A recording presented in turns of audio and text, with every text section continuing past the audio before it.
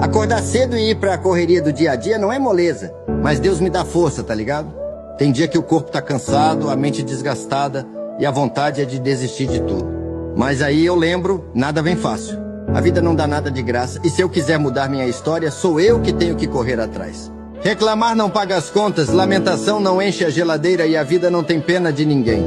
A real é que todo mundo tá na luta. Cada um com sua batalha, seus desafios, suas dores escondidas atrás de um sorriso cansado. Mas no final do dia só quem persiste chega lá. Porque enquanto uns desistem no meio do caminho, outros seguem firme, mesmo sem forças, mesmo sem vontade. Porque sabem que lá na frente a recompensa vem. E é por isso que mesmo quando bate o desânimo, eu não paro. Porque sei que cada passo que dou, cada dia que aguento firme, é um dia a menos para eu chegar onde quero.